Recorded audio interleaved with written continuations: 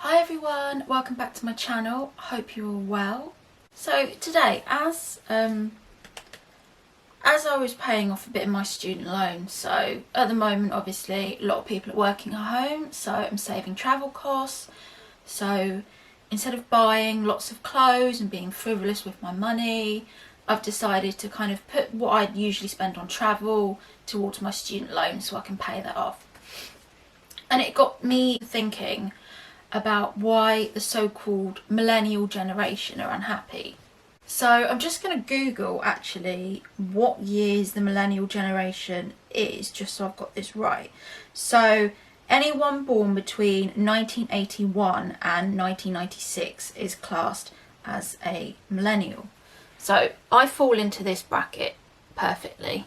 As I was paying off my student loan, I was thinking, why are millennials so happy? So when I went to university, I was part of the Blair generation. So the Blair generation, you could be anything you wanted, and they had this target of 50% of people going to university. So at the time, I didn't really want to go to university. And if I'm honest, I was kind of pushed by my parents to go.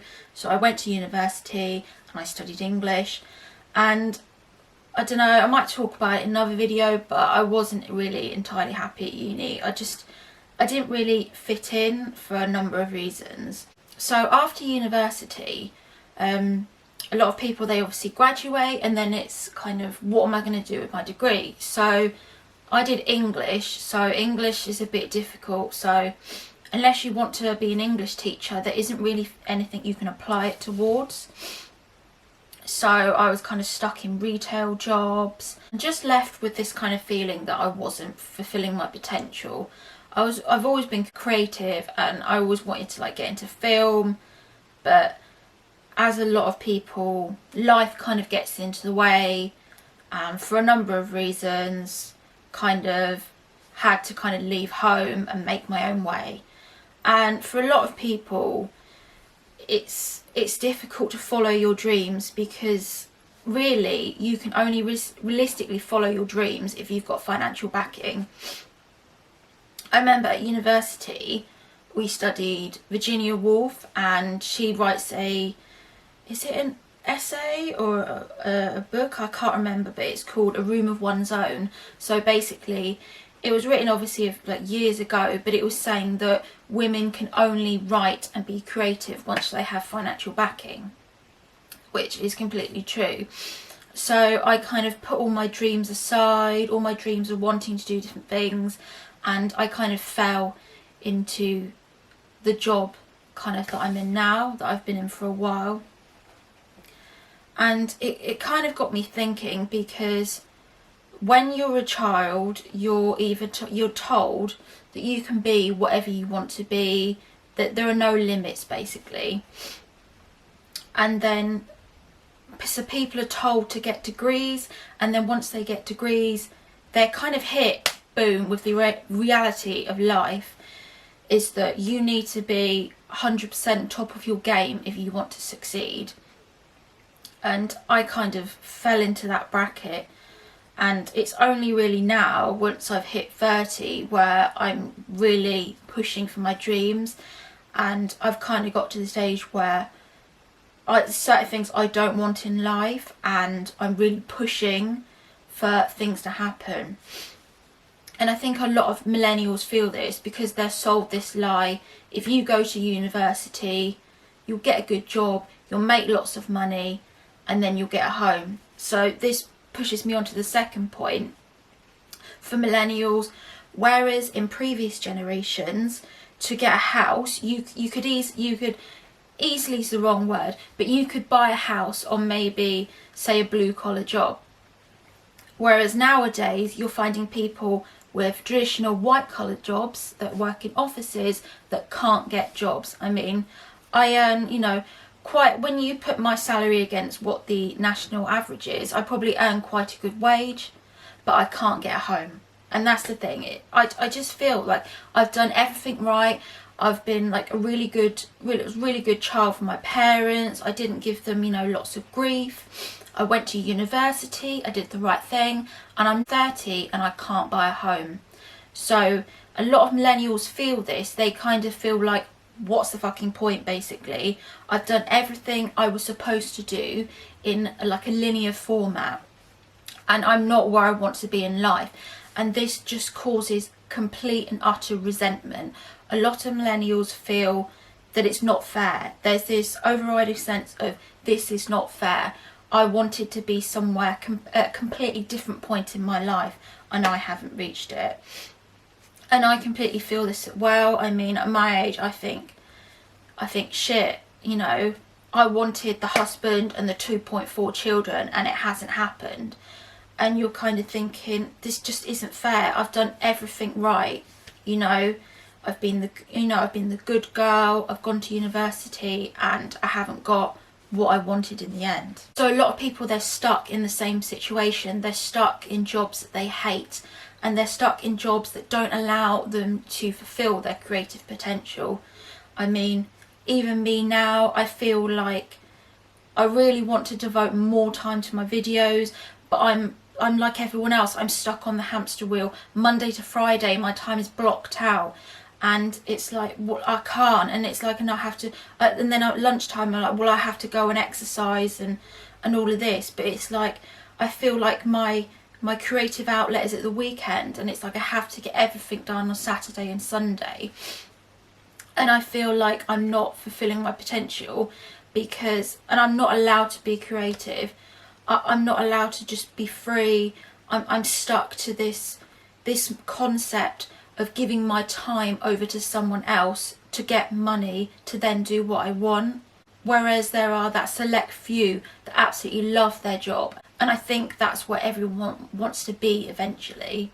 We're also bombarded by social media of what people call the highlights reel, of looking through what everyone's got. I mean, I came off Facebook years ago because I was just fed up of seeing everyone getting married and having children, and everyone just progressing in my life, and it just made me so insecure as a woman because I hadn't hit those milestones in life at a certain point.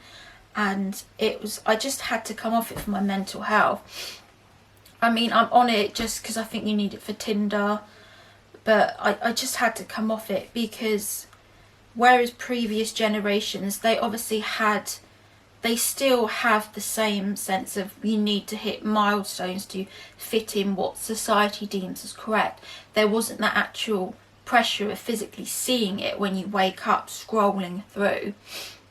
And I've spoken in previous videos about how it's difficult for women to kind of reconcile with the concept that they're not married and they haven't had children, because society still views women as a successful being in terms of have they got married, have they had children. So my advice is for anyone, if they're kind of feeling these situations, and these situations will be exacerbated by lockdown, if you're feeling these situations, just come off social media, because it's the worst thing. It's just killing the millennial generation. It's this constant comparison to other people that we need to just stop doing. So we're left with people that they have debt from university degrees, they're stuck in jobs they hate, they can't buy a house, they can't get on the property ladder, they can't find love, and it's too much for people. This is why you're seeing, like, you know, people with depression. And yes, you can argue that depression maybe wasn't talked about in years previously. There was always a lid on it of the thing that you cannot speak about. But what you're finding these days is there are more instances of depression and anxiety amongst youngsters because they're facing things that the previous generations have not experienced. So it's really tough for the millennial generation. And I think the older generations, I mean, some of them can accept this, but a lot of them, they don't realise the pressures that are on young people. And it's just this hamster wheel, and this is what leads people down into, you know, the path of despair, because they feel like, how the hell can I get off this hamster wheel? I feel it at the moment. It's like, how the hell can I kind of get out of the situation that I'm in? And this is what leads a lot of women into relationships with the wrong people, because they know they can't buy a house without someone else. Gone are the days where you could get a house on your own money, unless you're absolutely balling it with, you know, lots of money, you know, you're one of the 5% that have made it. People these days, they cannot buy a house without someone else. So this is why you get people that are kind of drawn towards the wrong people for social and economic stability, is because they know in these times it is very difficult to get a job that will pay for a house. And then also you'll be left with the people that maybe they do focus on their career, and they focused on their career for, you know, until they're 35. They've got all the money, they can buy the house, and they're like, shit, now I can't have children. So it's so tough for women at the moment because they've got so many things to think about. And I think we just need to be kind to the millennial generation, because there's so much in the media as well of calling us snowflakes and calling us all these names, but people don't understand this is probably one of the most difficult times for young people to grow up. And unless you've made it, you're going to struggle. So I'm not saying that it's incorrect to go down the higher educational route and to get a degree. I just feel like in these days you have to think, is a degree really necessary? Is a degree going to help you hit your mark?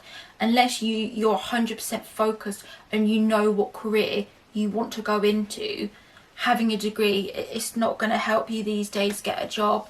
I mean, the job I'm in now, it's like an entry-level job and you progress as you go up, but I wouldn't say I necessarily needed my degree to get the job. It's just helped me get a foot in the door, if you see what I mean.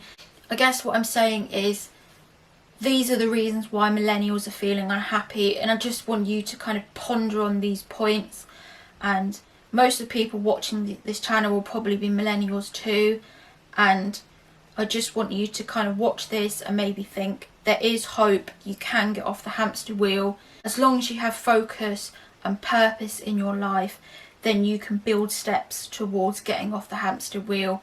And who knows, with the onset of lockdown and what's happening now, these times might be changing. Who knows? It's so volatile at the moment, we don't know. So thanks for watching, everyone. I hope you've enjoyed this video.